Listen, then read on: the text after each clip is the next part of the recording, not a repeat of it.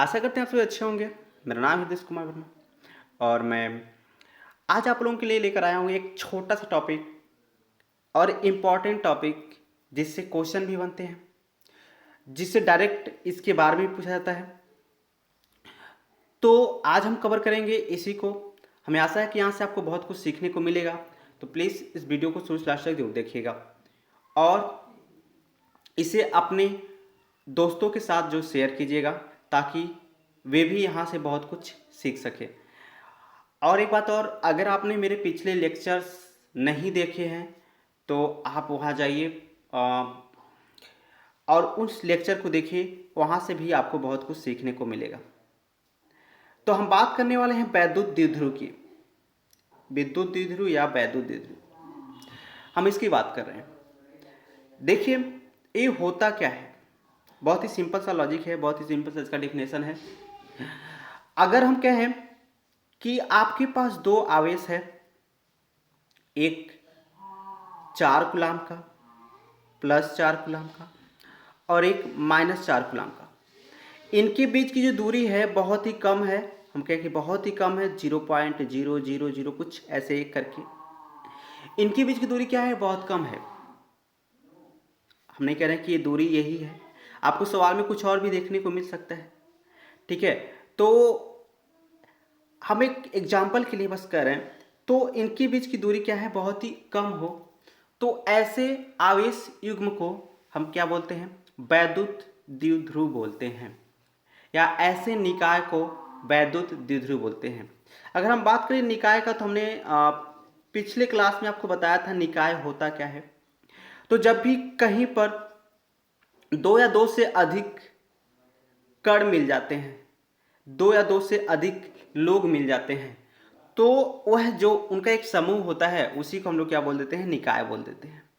तो यहाँ पर दो आवेश हैं, तो इनके निकाय को हम क्या कहेंगे, वैद्युत द्विध्रुव कहेंगे। याद रखिएगा, यहाँ दो चीज आपको जानना होगा। एक, उनकी जो प्रकृति है वो क्या हो, विपरीत हो। अगर एक प्लस का है तो दूसरा क्या होना चाहिए, माइनस का। और एक चीज और कि उनका जो परिणाम है वो क्या है, समान होना चाहिए। अगर एक क्यू का है तो ये भी क्यू का ही होगा। तो ऐसे आवेश युग्म को हम क्या बोलेंगे, वैद्युत द्विध्रुव बोलेंगे।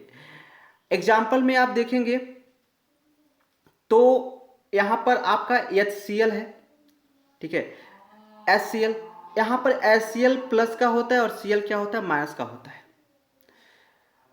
तो इन ये जो है HCl एक वैद्युत द्विध्रुव होता है। ठीक है, इनके बीच की दूरी, इनके जो जब ये क्या होते हैं, आयनित होते हैं, तो इनके बीच की दूरी क्या होती है, बहुत ही कम होती है। तो ये जो है एक वैद्युत द्विध्रुव का काम करता है। इसी तरह HBr भी है यहाँ पर। ठीक है, यहाँ पर H प्लस का काम करता है और Br माइनस का काम करता है। इनके बीच की दूरी क्या होती है, बहुत ही कम होती है। तो आई होप आप इसे समझ गए होंगे। ठीक है, अब चलते हैं आगे।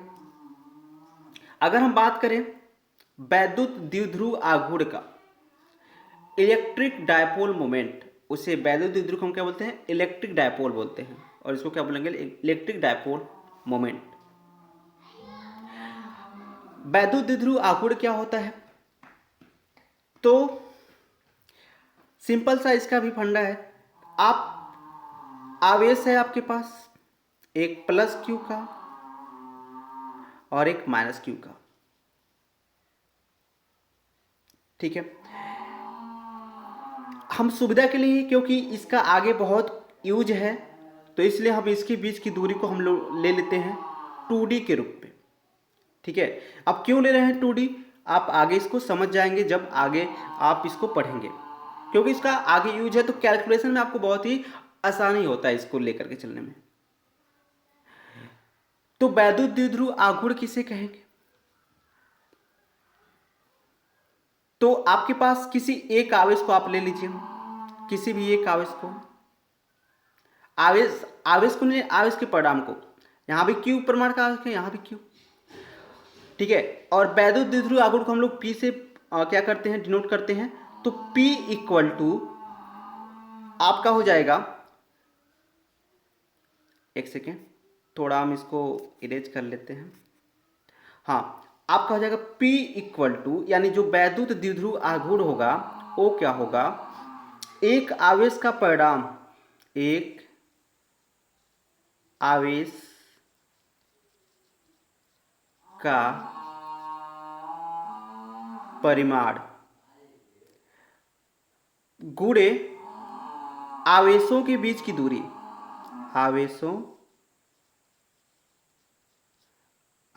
के बीच की दूरी। ठीक है, तो क्या होगा, एक आवेश का परिणाम और फिर गुणे क्या, आवेशों के बीच की दूरी।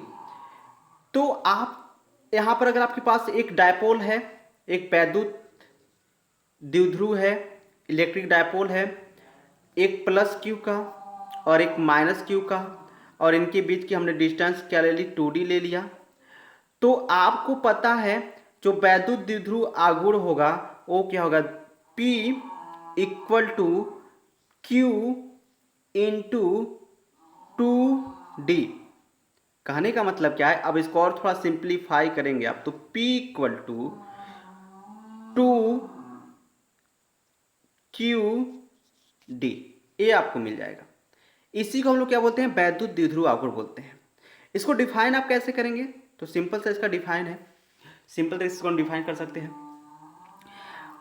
वैद्युत द्विध्रुव के किसी एक आवेश के परिमाण तथा उनके बीच की दूरी के गुणनफल को वैद्युत द्विध्रुव आघूर्ण कहते हैं। ठीक है, उनके बीच की दूरी के गुणनफल को वैद्युत द्विध्रुव आघूर्ण कहते हैं। ठीक है, यानी उस निकाय का जो आपको बोलेंगे वैद्युत द्विध्रुव आघूर्ण बोलेंगे। तो आई होप आप इसे भी समझ गए होंगे। ठीक है, हमने पहले ही कहा था कि वीडियो बहुत ही क्या होगा, छोटा सा होगा। इसमें हम देख लेते हैं कि वैद्युत द्विध्रुव आघूर्ण के जो मात्रक हैं और इनके जो विमाएं हैं इसके बारे में देख लेंगे। तो अगर बात करें इसके मात्रक की, तो एमकेएस पद्धति की बात करें तो एमकेएस पद्धति में इसका मात्रक कूलाम मीटर होता है। देखिए, जो एमकेएस पद्धति होता है वही लगभग ऐसा ही पद्धति होता है, आपको पता ही है। तो क्योंकि आपको पता है कि P बराबर क्या है, 2qd। यहाँ दो अचर पद है, इसकी कोई मात्रक तो होगा नहीं। Q की बात करें तो Q का मात्रक कूलाम होता है और D मतलब क्या है, दूरी है, तो इसका मात्रक क्या हो जाएगा, मीटर, तो कूलाम मीटर। इसका एक मात्रक और है डेबोई। ठीक है, इसका एक मात्रक को याद रखिएगा, डेबोई, है ना। इसका एक मात्रक आपके पास और है डेबोई, जो इसका व्यवहारिक मात्रक है। ठीक है, अब हम बात करते हैं इसके बीमा की। तो बीमा आप सिंपली निकाल सकते हैं, कोई दिक्कत नहीं है, क्योंकि आपने पिछली क्लास में बीमा निकालना पड़ चुका है। तो अगर आप देखें इसकी बीमा की हम निकाल लेते हैं। अगर बात करें तो यहाँ 2 का कोई रोल नहीं है। ठीक है, 2 का कोई रोल नहीं है। अगर क्यू की बात करें तो क्यू और क्या होता है, आपको पता है, आई इंटू टी होता है। क्यू और क्या होता है, आई इंटू टी। अब बात करते हैं इसके डी है, फिर ना, ये तो क्यू का वैल्यू हो गया आई टी। उसके बाद डी की बात करें तो डी का मतलब क्या है, आपको पता है, डी दूरी है, विस्थापन ही है। अब इनकी विमाएं आप लिखेंगे तो आई का आपको पता है क्या होगा, आई का होगा एम्पियर, तो ए पे ए होगा। और टी का आपको पता है क्या है, तो टी का कैपिटल टी होगा। और डी का आपको पता है यल होता है, तो ए टी एल तो होगा इसका बीमा। और यहाँ पर आप सिंपली एम पे कोई भी पावर नहीं है तो एम जीरो, तो इसकी क्या हो जाएगी, बीमा हो जाएगी। तो आई होप आप इसे समझ गए होंगे। अगर आप इसे अच्छी तरह समझ गए हैं तो एक बार फिर से कह रहे हैं कि अपने दोस्तों के साथ शेयर कर दीजिए ताकि उन्हें भी अच्छी तरह से समझ में आए। तो जल्द ही मिलेंगे अपने नेक्स्ट लेक्चर में, तब तक के लिए आप अपना और अपनों का ख्याल रखिएगा। जय हिंद, जय भारत।